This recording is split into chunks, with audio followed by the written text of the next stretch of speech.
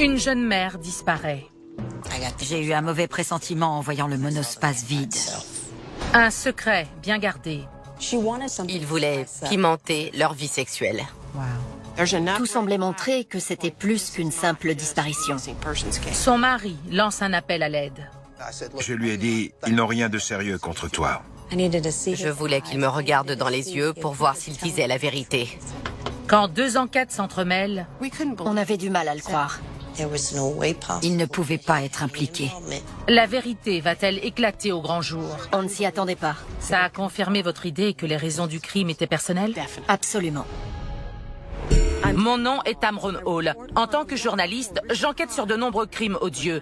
Et lorsque ma sœur a été assassinée, le crime a pris une tournure personnelle pour moi et ma famille. Je sais ce que c'est de vouloir des réponses. Et en relatant ces affaires, je cherche à comprendre comment ces crimes se sont produits, mais aussi et surtout pour quelles raisons. En décembre 2011, dans cette maison de campagne près d'Oklahoma City, une mère de famille de 25 ans, Jamie Adams, est en plein préparatif de Noël. C'est sa période préférée de l'année, et même si les finances ne sont pas au beau fixe, elle pense déjà à ce qu'elle offrira à son mari et à ses 3 enfants. Mais une tragique disparition va bouleverser la vie de cette famille. Un mystère dont tout le monde parlera dans toute la ville. Il faudra attendre 1 an pour que justice soit faite.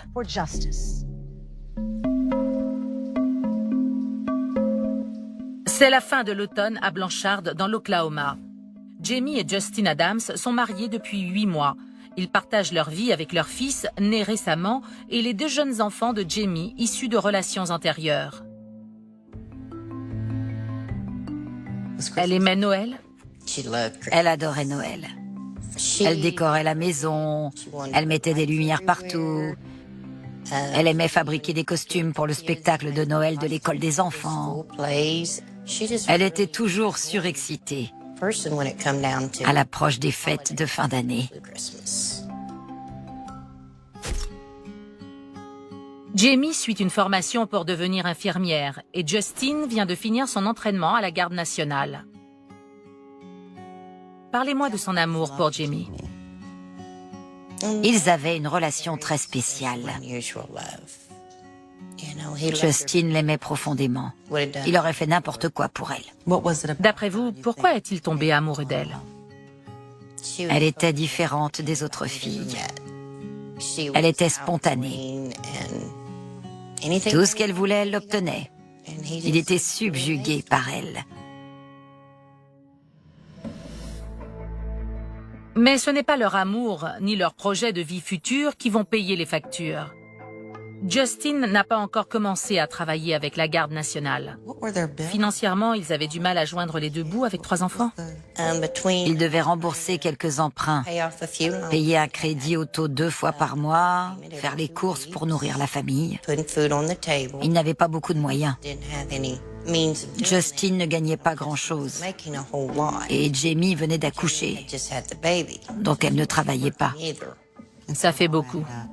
Ça faisait beaucoup pour eux. Ils n'avaient pas d'argent. Pour économiser, ils déménagent dans un mobil-home à côté de chez Tina, la mère de Justin. Ils vivaient dans un mobil-home. Comme leur mobil-home n'avait pas l'eau courante, ils ont branché un tuyau sur le réservoir d'eau chaude de Tina Clark. Ils devaient demander à Tina d'ouvrir le robinet pour avoir de l'eau dans le mobil-home. Mais même sans loyer à payer, ils sont criblés de dettes. Comment Justin faisait-il face à cette pression financière? Il avait changé? Oui, il était très stressé. Tout ça l'angoissait beaucoup. Il était tout le temps inquiet.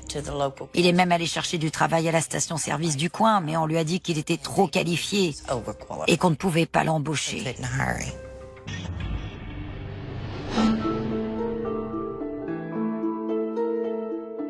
Le 9 décembre 2011, vers 22h, Jamie sort rejoindre des amis pendant que Justin reste à la maison et garde les enfants.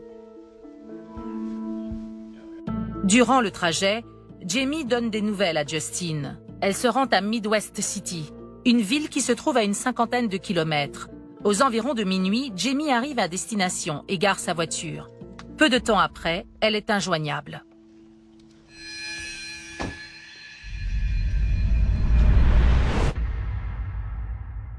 À 3 heures du matin, Tina est brusquement réveillée. Tina, Justin vous a réveillé à 3 heures du matin. Oui. Qu'est-ce qu'il voulait? Il a frappé à ma porte, je me suis levée et il m'a dit que Jamie n'était pas rentrée. À 3 heures du matin. À 3 heures du matin. Et Jamie n'était pas rentrée. Il m'a dit qu'elle était allée à l'épicerie.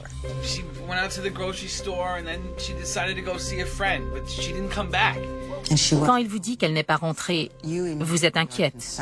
Oui, On réagirait tous pareil. oui. Mon fils était paniqué, je l'ai vu tout de suite. Jamie ne serait jamais partie comme ça. Elle avait toujours son portable sur elle et elle répondait toujours aux appels. Et là, on tombait directement sur le répondeur. Je lui ai dit, allons la chercher. D'après les derniers messages reçus par Justin ce soir-là, Tina et son fils partent à la recherche de Jamie. Vous partez tous les deux en voiture et vous suivez les messages reçus par Justin pour Pour nous guider. vous guider et la retrouver. À 4h30 du matin, ils arrivent devant un fast-food à Midwest City. C'est là qu'on a trouvé son monospace. Qu'avez-vous vu? Juste une voiture abandonnée au beau milieu du parking. J'ai eu un mauvais pressentiment en voyant le monospace vide. Justin a couru vers la voiture. Il n'a pas pu l'ouvrir. Non, c'était fermé. Il n'a pas de clé? Non, il n'en avait qu'une et c'est Jamie qui l'avait. Vous n'avez rien vu de particulier à l'intérieur de la voiture? Son sac à main ou autre chose? Non, il n'y avait rien à l'intérieur.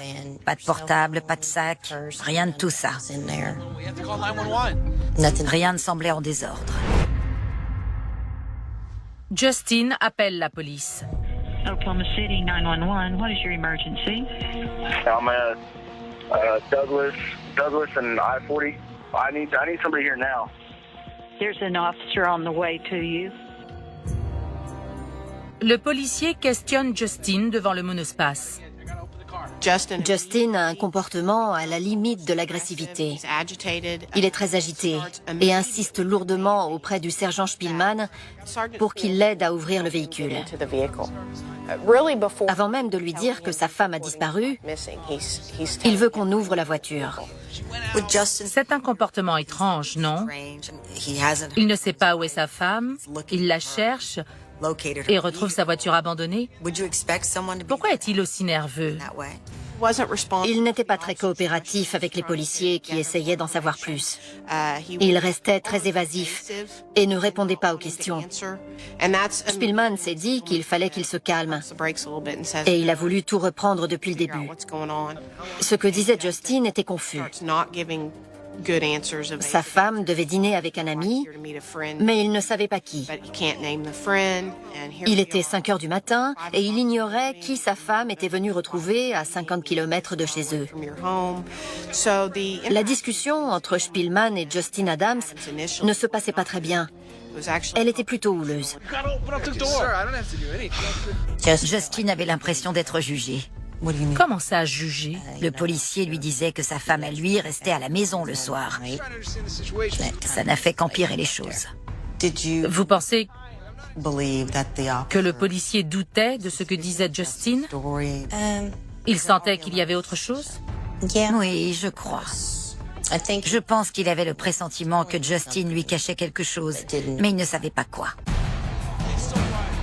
Comment a-t-il décrit son comportement? Il a dit qu'il cachait quelque chose, qu'il ne disait pas tout.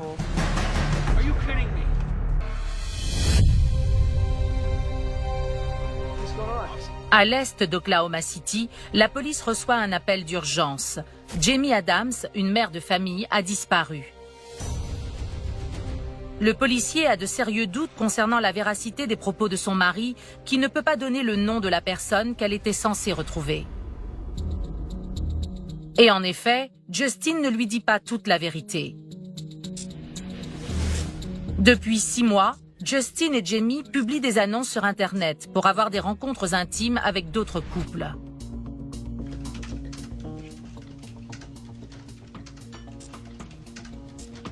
Que savez-vous au sujet de leurs pratiques échangistes? Au début, d'après ce que nous a raconté Justin, ils avaient envie de tester de nouvelles choses. Ils voulaient pimenter leur vie sexuelle. Et puis, ils sont devenus des habitués de ce mode de vie. Mais ils doivent trouver une solution à leurs problèmes financiers. Alors, Justin et Jamie décident de publier des petites annonces pour gagner de l'argent.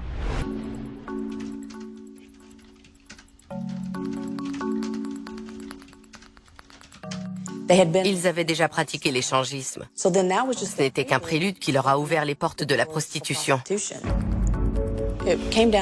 Ils trouvaient que c'était un bon moyen de rembourser l'argent qu'ils devaient à certains membres de leur famille. Qui a eu cette idée? D'après mes informations, c'était Jamie qui en avait eu l'idée. Et Justin n'avait pas eu d'autre choix que de la suivre parce qu'il ne savait vraiment plus quoi faire.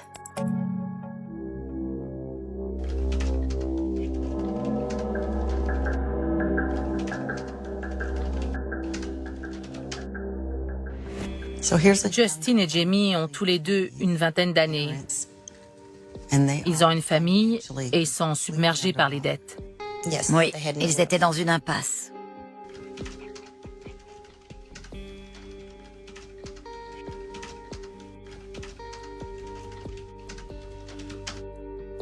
Elle essayait juste de subvenir aux besoins de ses enfants. Justin a cédé et ne s'y est pas opposé. Jamie et Justin ne disent rien au sujet de leur nouvelle source de revenus pendant plusieurs mois. Comment l'avez-vous su? Par hasard, ils avaient oublié de fermer un email. J'ai été leur parler tout de suite. Vous êtes allé voir Justin? Je suis allée leur parler à tous les deux. Qu'est-ce qui s'est passé?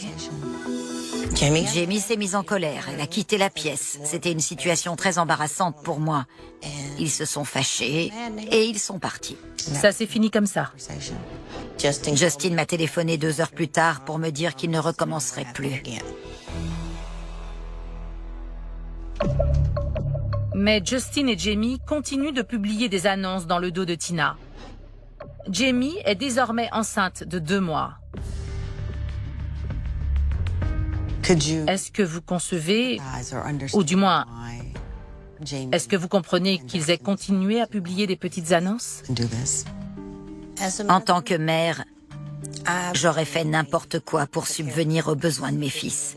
Donc oui, je peux comprendre pourquoi ils faisaient ça. Quand Jamie disparaît, Justin avoue tout. Il m'a dit « Maman, j'ai menti. Elle n'est pas allée chez l'épicier. Qu'est-ce qu'elle a fait? Elle devait rejoindre un homme à Norman, C'est loin de chez vous? à une vingtaine de kilomètres. Bien sûr, je me suis mise en colère. Vous êtes inconscient. Vous savez très bien que c'est dangereux. Il s'est mis à pleurer. Il m'a dit que ça devait être la dernière fois, qu'il aurait voulu qu'elle s'arrête avant. Il était complètement paniqué. Justin s'en voulait. Il s'en voulait énormément. C'est grâce au dernier message de Jamie qu'ils ont pu retrouver sa voiture. Tina donne un conseil à son fils. Tu vas dire à la police ce que tu m'as dit. Elle est allée chez l'épicier. Pourquoi ça? Pour qu'il cherche vraiment Jamie. J'ai travaillé avec les forces de l'ordre. Je sais qu'ils font plus d'efforts pour retrouver une personne sans histoire plutôt qu'une prostituée ou un toxicomane. Donc, c'était votre idée. Oui, je voulais qu'il parte à sa recherche immédiatement. Je comprends pourquoi il a menti aux policiers et pourquoi il voulait qu'ils lui ouvrent la voiture. Pourquoi? Sa femme se prostituait. On aurait pu leur prendre leurs enfants. Ils pouvaient tout perdre. Le policier quitte les lieux et lance un avis de recherche. Le lendemain, quand la police vient interroger Justin, il suit les conseils de sa mère. Il leur a dit qu'elle s'était rendue à l'épicerie et qu'elle avait croisé un ami.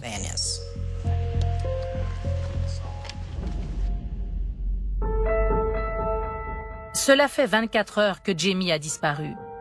Justin décide de demander de l'aide par le biais des médias. She deserves to be at home with her family. Our children need their mother. J'étais en train de regarder les infos et j'ai vu Justin Adams. Je me suis dit, ce gars est coupable. I want you to know that I love you. And I can't wait to see you again. Il n'avait pas l'air sincère. On aurait dit qu'il se servait de la caméra pour que l'on ait pitié de lui. La première fois que je l'ai vu, je me suis dit qu'il était loin d'être innocent. 3 jours après la disparition de Jamie, la police reçoit la visite de Justin, qui souhaite changer sa déposition. On nous a demandé de regarder l'interrogatoire avec mon partenaire de l'époque.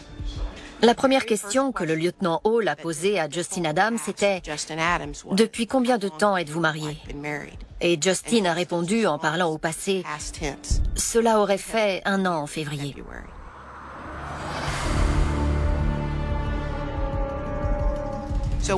Quand on vous interroge au sujet d'une personne disparue et que vous répondez en parlant d'elle au passé, c'est qu'il y a un truc qui cloche. J'ai dit à mon superviseur, il s'est trahi. Je ne dis pas qu'il était coupable, mais tout semblait montrer que c'était plus qu'une simple disparition. J'ai pris le relais et j'ai continué de questionner Justin. Le lieutenant Cunningham lui somme de dire la vérité. Il a avoué que Jamie se prostituait par l'intermédiaire d'un site internet. Il a également avoué que sa mère mentait. Il pensait que s'il nous disait la vérité, on ne ferait rien pour la retrouver. Alors qu'en réalité, c'était tout le contraire. Jamie était même particulièrement en danger à cause de ses pratiques. Maintenant que vous savez ce qu'elle faisait, à quoi pensez-vous quand vous l'écoutez parler? On commence toujours par interroger les proches des personnes disparues. Et ensuite, on démarre l'enquête. Donc je me demandais s'il avait été vraiment honnête. Le lieutenant demande à Justin de passer au détecteur de mensonges. Ils lui ont posé des questions du genre « Savez-vous où est Jamie ? Que faisiez-vous avec elle ?» Ce genre de choses. Est-ce qu'il a échoué au test? Il a échoué. Dans l'État de l'Oklahoma, un couple de jeunes mariés, Justin et Jamie Adams, rêvaient de mener une vie de famille tranquille. Mais à cause de problèmes financiers, ils se tournent de façon désespérée vers la prostitution en ligne.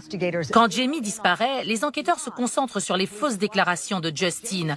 Ils se demandent si celui-ci serait capable de cacher un meurtre.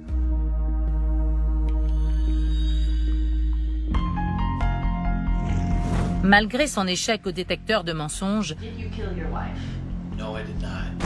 Justin continue de clamer qu'il n'a rien à voir avec la disparition de sa femme. Justin est catégorique. Il était dans son mobil-home et a passé toute la soirée sur Internet jusqu'à 3 heures du matin, jusqu'à ce qu'il commence à s'inquiéter pour Jamie. Mais après tout ce qui s'était passé, on avait du mal à le croire.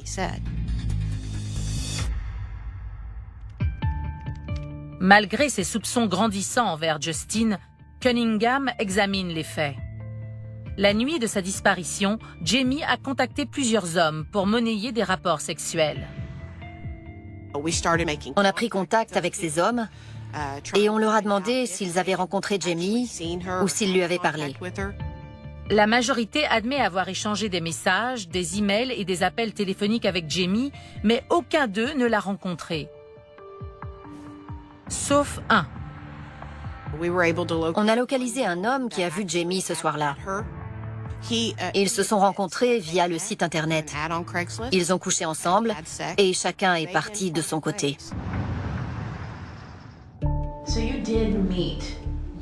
Son histoire tient la route, tout comme celle des autres hommes. On a pu vérifier de façon précise où ils étaient, ce qu'ils ont fait et le genre de contact qu'ils avaient eu avec Jamie ce soir-là. Apparemment, aucun d'eux n'était impliqué dans sa disparition. Alors, les enquêteurs se concentrent à nouveau sur Justin. Ils inspectent son mobil-home à la recherche d'indices. On a obtenu un mandat de perquisition pour fouiller le mobil-home. On était déjà entrés, mais cette fois, on allait tout passer au peigne fin. Il s'est montré coopératif. Il nous a dit où était son ordinateur et nous a donné son téléphone portable. Ce que la police découvre en explorant le portable de Justin est inquiétant. Les signaux des portables de Jamie et Justin provenaient tous les deux de la même antenne relais ou d'antenne voisine. Quand elle était en ville, lui aussi. Quand elle était à Midwest City, lui aussi. En réalité, le rapport de l'antenne relais montre que Justin était avec Jamie au moment de sa disparition. Ce rapport nous prouve qu'il ne se trouvait pas à l'endroit où il prétendait être.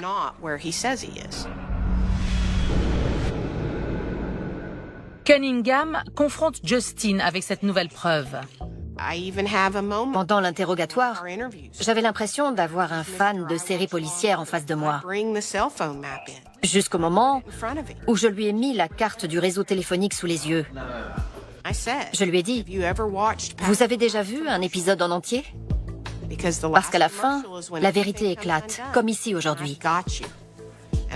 Et je lui ai montré la carte. Il m'a dit, c'est impossible. Vous avez eu peur que ça se complique pour lui quand on a découvert qu'ils étaient tous les deux au même endroit? Oui, les choses se compliquaient sérieusement. J'avais l'impression d'être la mère qui mentait et qui essayait de couvrir son fils. Tout ça à cause de cette antenne relais. Justin s'aperçoit qu'il risque d'avoir des ennuis. Alors, il décide de rencontrer Irvin Box, un célèbre avocat, le même qui trouvait que Justin avait l'air coupable. Si on vient me voir, c'est qu'on est suspecté. Il est arrivé et on a discuté pendant 1 heure. J'ai été policier. Je sais observer les yeux des gens, les lèvres, la pomme d'Adam, les gestes. Quand il m'a parlé, je l'ai trouvé sincère. Je me suis dit, ce gars n'a rien fait. Il n'a pas tué sa femme, il est innocent. Irvin Box est d'accord pour aider Justin. J'ai téléphoné au lieutenant Cunningham. Je lui ai dit que Justin Adams était dans mon bureau et que j'allais le représenter. Elle m'a littéralement envoyé balader. J'ai compris que pour elle, il était coupable et qu'elle ferait tout pour qu'il soit jugé et condamné. Tina aussi sent que la pression monte. Il m'a dit que Justin finirait derrière les barreaux, qu'il était responsable de sa disparition et qu'il irait en prison. Comment avez-vous réagi? J'ai paniqué. J'ai vraiment paniqué. Le policier m'a dit qu'il ferait tout pour que Justin aille en prison, et moi aussi. Pourquoi? C'est ce que je lui ai dit. J'avais rien fait. Tina pense savoir ce qui est arrivé à Jamie. Il y a des histoires de trafic et d'enlèvement en centre-ville. Vous parlez de la traite d'êtres humains? Tout à fait. Elle aurait pu en être victime. Quelqu'un l'aurait enlevée. Oui. Tina, vous avez fait quelque chose d'assez incroyable. Oui. Vous êtes partie à sa recherche sur Internet en prenant un pseudo. Exactement. Je me suis fait passer pour un homme. Vous avez pris le pseudo d'un homme Oui, qui cherche des aventures. pour retrouver Jamie. Je demandais aux femmes qu'elles m'envoient des photos. Comment vous est venue cette idée? J'ai une amie qui a été flic pendant 27 ans. Elle m'a dit que Jamie était peut-être une victime de ce genre de trafic. Alors, j'ai lu des histoires et j'ai vu des films dans lesquels les mères cherchent leur enfant. La police soupçonnait mon fils. Ma belle-fille avait disparu. Et j'hébergeais 3 petits qui n'arrêtaient pas de pleurer. Je n'avais pas d'autre choix que d'essayer de la retrouver moi-même. Personne n'allait m'aider. Vous êtes tombée sur une photo de Jamie? Non, je n'ai jamais reçu de photo de Jamie. Pendant 2 semaines, Justin et Tina continuent leurs recherches. Pour vous, Jamie était toujours en vie? Oui. Mais plus le temps passait, plus j'étais inquiète. Un mois après la disparition de Jamie, 2 motards s'entraînent sur un terrain isolé près d'un lac, le Draper Lake. Oklahoma City 911, what is your emergency? Yeah, we're out here on 59th and Douglas at the dirt bike track, and we found a dead body in the woods. On nous a avertis qu'on avait trouvé le corps d'une femme. Vous avez deviné. Tout de suite. Je savais que c'était elle. Elle était étalée sur le sol et elle était vêtue d'une sorte de manteau blanc en laine. Rien d'autre. Rien d'autre. Pendant tout ce temps, vous aviez l'image de cette femme, de cette jeune maman qui essayait par tous les moyens de s'en sortir. Et là, vous étiez devant son corps sans vie. Oui. Un corps qui était d'ailleurs en très mauvais état. Elle avait la mâchoire brisée en 2 endroits. Elle a été poignardée à maintes reprises. J'enquête sur des meurtres depuis 12 ans. Quand on voit la cruauté des blessures et qu'on se dit que c'est un être humain qui a fait ça, c'est difficile. Je ne comprends pas comment un être humain a pu faire ça à Jamie, une femme enceinte. Je ne comprends pas qu'on puisse faire ça à quelqu'un. Personne ne mérite de mourir comme ça. Étant donné la violence du meurtre, tout porte à croire que l'assassin connaissait Jamie. Pour vous, ça confirmait que les raisons du crime étaient personnelles. Oui. Absolument. Justin est toujours dans la ligne de mire de la police. Sa mère et son avocat font de leur mieux pour le défendre. J'ai accepté de parler à la télévision. Pour clamer l'innocence de Justin. C'était impossible qu'il ait quelque chose à voir avec ce qui était arrivé à Jamie. J'étais convaincu de son innocence. Celui qui a fait ça est un être odieux. C'est un fou, un malade. Et cet individu erre toujours dans la nature. Les 29 coups de couteau que Jamie Adams a reçus dans le dos suggèrent qu'il s'agit peut-être d'un crime passionnel.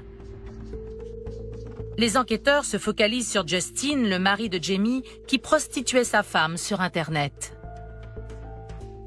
C'était son proxénète. Exactement. Je n'ai aucun respect pour quelqu'un qui mettrait son épouse ou son époux, homme ou femme, peu importe, dans cette situation. Mais mon travail d'enquêtrice n'est pas de prouver que Justin est coupable. Si Justin est le meurtrier, alors les preuves nous mèneront à lui. Alors que Cunningham recueille des preuves, elle découvre que Justin a une assurance vie au nom de Jamie d'une valeur de $100 000. Qu'avez-vous pensé en apprenant ça? Mon collègue et moi, on s'est dit que cet élément venait s'ajouter à la liste des raisons qui pouvaient prouver la culpabilité de Justin. Et puis, de nouvelles informations concernant la relation du jeune couple font surface. Jamie et Justin avaient des problèmes de violence conjugale? Oui, tous les deux. Tous les deux, c'est-à-dire? Un jour, Jamie a surgi dans le salon et a giflé Justin. J'ai vu Justin la pousser contre le réfrigérateur et l'attraper par le cou. Ils étaient violents l'un envers l'autre. Un mois avant sa disparition, Jamie a téléphoné à la police après s'être réfugiée dans un magasin à Norman. Norman 911. My name is Amy Adams. The problem there. My husband started like flipping out and slamming the brakes on the car and stuff, and now I'm just stuck and I can't get back in the car with him. Are you wanting to go to the shelter? Yes. Jamie a passé 2 jours dans un centre d'accueil pour femmes. Elle a fait une déposition où elle a dit que Justin l'avait menacée de mort. Et puis, elle est rentrée chez elle. D'abord la prostitution, ensuite les violences conjugales. Que pensez-vous de Justin? Je pense que ça ne fait pas de lui un meurtrier. Mais tout converge de plus en plus vers cette conclusion. Qu'est-ce qu'il nous manque?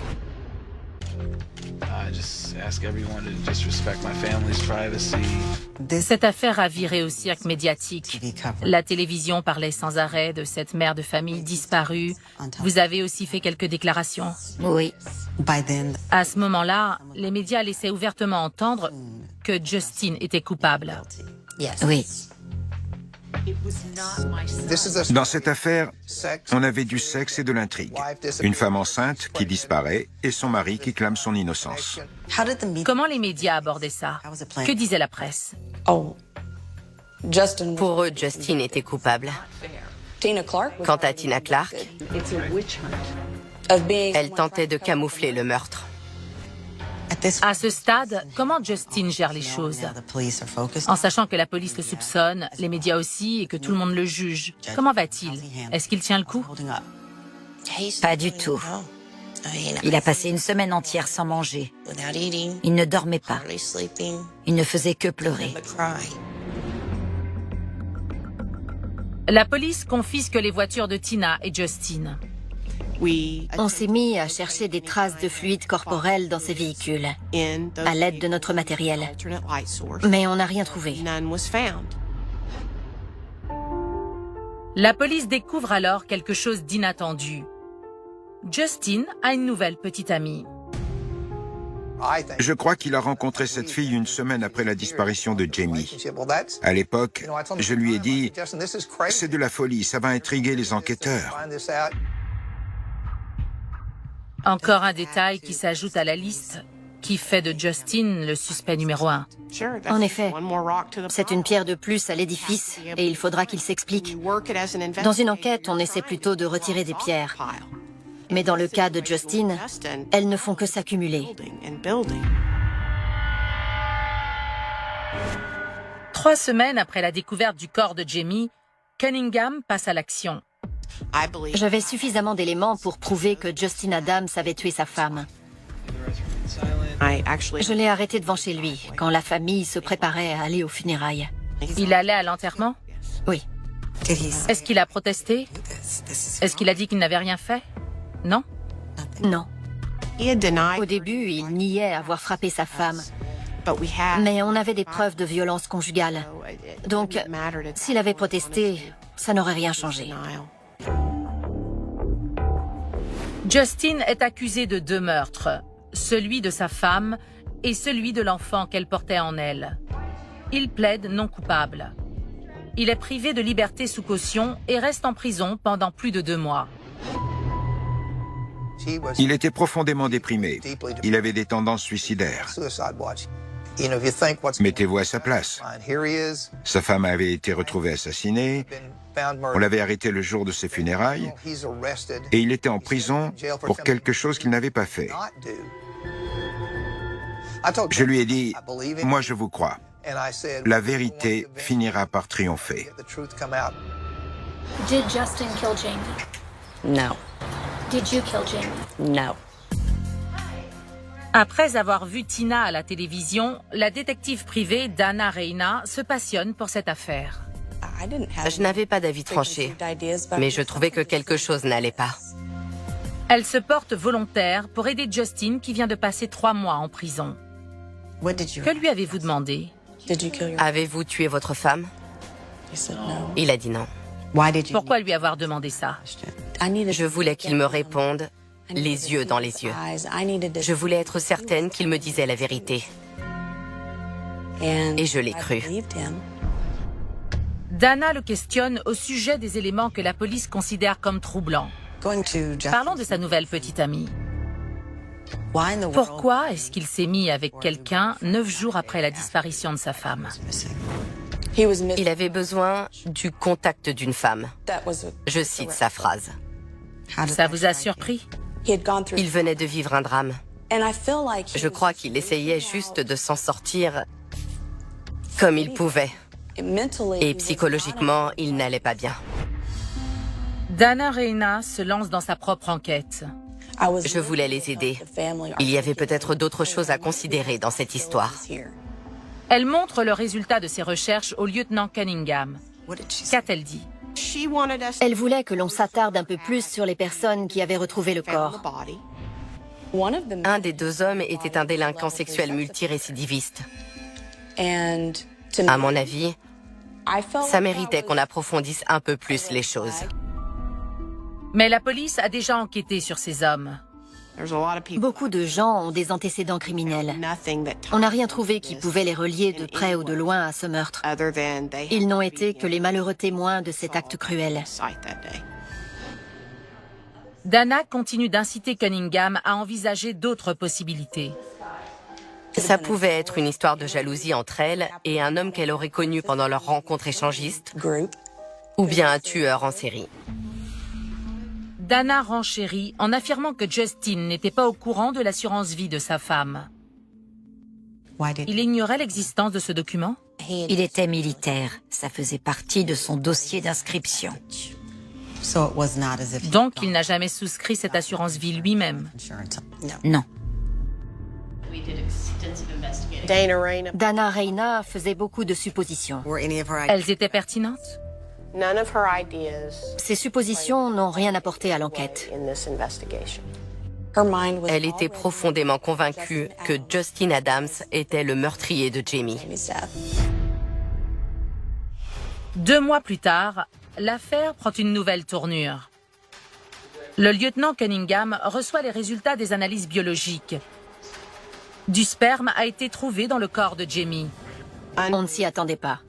Mais cet ADN ne correspond à personne, pas même à Justin. Un individu non identifié. La police interroge à nouveau l'homme avec qui Jamie a eu des relations sexuelles ce soir-là. Mais il leur dit qu'elle a insisté pour qu'il mette un préservatif.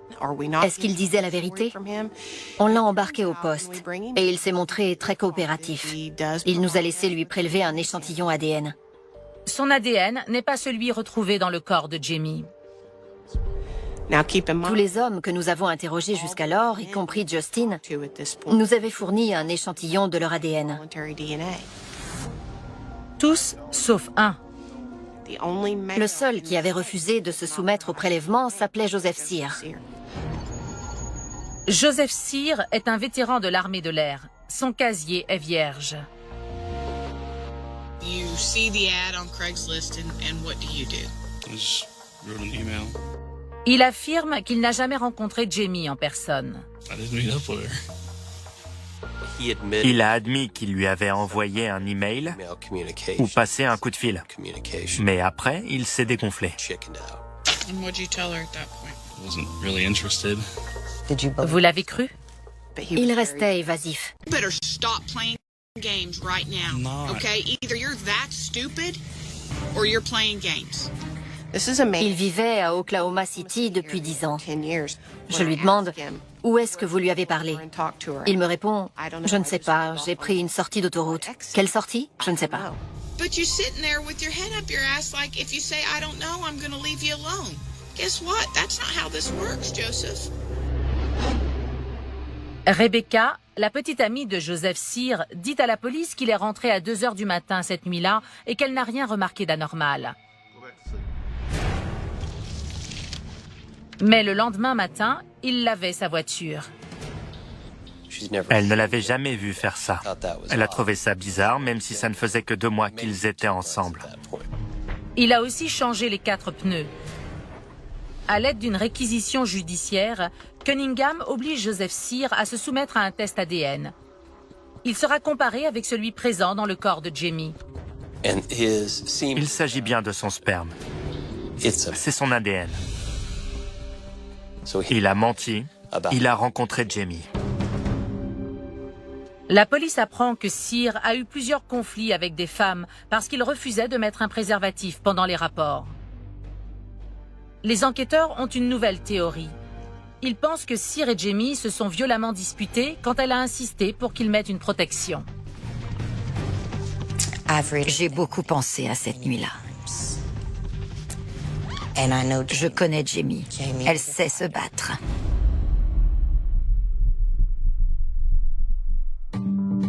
Mais qu'en est-il de Justin et de toutes les preuves accumulées contre lui, y compris les données de l'antenne relais? Ce qui a chamboulé l'enquête, c'est cette carte des réseaux téléphoniques. C'est une des anomalies les plus étranges découvertes par la police scientifique et le FBI. Le FBI s'est aperçu que les données des téléphones portables de Justin et Jamie indiquaient à tort qu'ils étaient au même endroit. Cette anomalie s'est produite à chaque appel entre Jamie et Justin ce soir-là. L'erreur rectifiée, les nouvelles données confirment que Justin disait la vérité. Il se trouvait bien chez lui à 50 km de l'endroit où Jamie a été tué. Le problème, c'est que j'avais fait arrêter et mettre en prison un innocent. On devait montrer qu'on s'était trompé. Justin a eu tort de mentir au début de l'affaire. Mais on n'aurait jamais dû l'accuser de meurtre avant que l'enquête soit totalement terminée. Après 6 mois de prison, Justin est libéré. Peu de temps après, Joseph Sear est arrêté. Mais Justin n'est pas complètement tiré d'affaire. Les procureurs estiment qu'en ayant aidé sa femme à se prostituer, Justin a contribué à son assassinat.